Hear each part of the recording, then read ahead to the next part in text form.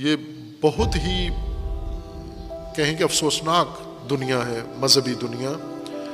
سب کو کافر سمجھتے ہیں, سب کو گمراہ سمجھتے ہیں, سب مذہبی دوسرے مذہبیوں کو, یہ نمازی اس مسجد کے نمازی کو مرتد سمجھتے ہیں, واجب القتل سمجھتے ہیں. اس لیے آپ دیکھیں کہ جب بھی فرقہ پرستوں نے حملے کیے ہیں نماز جماعت پر کیے ہیں, نمازیوں پر حملے کیے ہیں, جبکہ مسجد کے باہر دکاندار بھی ہوتے ہیں, مسجد کے باہر اور مارکیٹ میں, ان پر نہیں کیے, وہ مرتد نہیں ہیں, یہ نماز پڑھنے والے مرتد ہیں. ان کی ذہنیت اس طرح سے بنائی گئی. ایسے تھنک ٹینک پاکستان میں ہیں جن کی طرف میں نے بارہا اشارہ کیا ہے کہ فرقہ واریت کے جو اصل منبع ہیں ان کو حکومت نہیں چھیڑتی, ادارے نہیں چھیڑتے.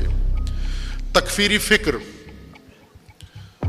دوسروں کو واجب القتل قرار دینے والی فکر, جو ان کی طرح نہیں سوچتا وہ اسلام سے خارج, یہ فکر اس کے منابع موجود ہیں. ایسے مدرسے, ایسے مفتی پہلے کم تھے, اب زیادہ ہو گئے ہیں. جب سے ملک سے فرقہ واریت کے خاتمے کا عمل شروع ہوا ہے اس وقت سے فرقہ باز مفتی زیادہ ہو گئے, فرقہ باز ٹولے زیادہ ہو گئے ہیں, فرقہ باز تحرکات زیادہ ہو گئے ہیں. یہ عجیب بات ہے کہ جتنا پالوشن دھواں کم کرنے کی کوششیں کی جاتی ہیں اتنا زیادہ ہو رہا ہے. تو اس کا مطلب ہے کہ یہی جو آ کے بیان دیتے ہیں کہ دھواں کم کرو, یہ خود دھواں ایجاد کرنے میں سہولت کار کا کردار ادا کرتے ہیں. فرقہ واریت ختم کرنے والے بارہا اشارہ کیا ہے کہ جب آپ فرقہ بازوں کو سیاسی پروٹوکول دو گے, ان کو خصوصی مہمانوں میں حکومتی مہمان بناؤ گے, ایک طرف سے ان پر شیڈول 4 بھی لگا ہوا ہے, کلادم بھی ہیں, اور دوسری طرف سے محترم و معزز اور فیصلوں میں شریک اور سربراہوں کے ساتھ بیٹھ کے نشستیں کرنے والے بھی ہیں. یہ کیسی فرقہ واریت کے خلاف جنگ ہے؟ اہل البیت علیہ السلام کے تقدس کو ختم کر کے, مجروح کر کے مختلف حربوں سے, اور اس کی جگہ پر بنو امیہ کو تقدس دیا جا رہا ہے.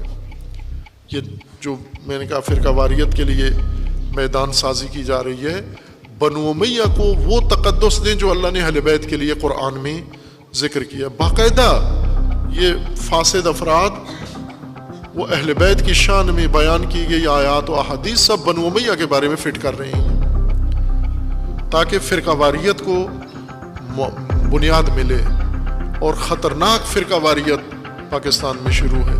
صلی اللہ علیہ وآلہ وسلم نے فرمایا یا معاویہ تو انت منی وانا منکا, یعنی اے معاویہ تم مجھ سے ہو اور میں تم سے ہوں. بعض ایسے ہیں جو اداکار, یہ جو چھپے ہوئے کہ سامنے آ کر وحدت کی باتیں کرتے ہیں, کسی سرکاری غیر سرکاری سٹیج پہ ٹی وی ٹاک شو میں یا کسی کانفرنس میں بلایا جائے تو وہاں آ کے خوبصورت وحدت کی گفتگو کریں گے, اور وہاں سے اتر کر فرقہ وارانہ حرکتوں میں ملوث ہو جائیں گے. ان کے لیے وہ محاورہ بنا ہے کہ بغل میں چھری منہ میں رام رام. یہ جو بعض بھاشن دیتے ہیں وحدت کے, ان کے اندر ایسے چھپے ہوئے عناصر بھی ہیں جو باقاعدہ فرقہ واریت کو مزید ہوا دینے کے لیے سرگرم ہیں اور شدت کے ساتھ سرگرم ہیں. اس طرف اداروں کی توجہ ہونی چاہیے کہ اگر فرقہ واریت پاکستان میں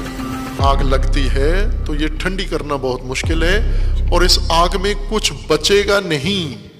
حکومت بھی توجہ کرے, سلامتی کے ادارے بھی توجہ کریں, سیاستدان, مذہبی رہنما سب توجہ کریں, سرکاری ادارے بھی نوٹس لیں کہ باقاعدہ کون سے ایسے افراد ہیں اور ان کے رام رام کے دھوکے میں نہ آئیں, ان کی بغل میں چھری دیکھیں. اس وقت سرگرمیاں ہیں اس طرح کی زیر زمین انجام پا رہی ہیں, بہت زیادہ زیر زمین بھی نہیں ہیں, کھلی سرگرمیاں ہو رہی ہیں. فرقہ وارانہ اور سوشل میڈیا اس کے لیے استعمال ہو رہا ہے.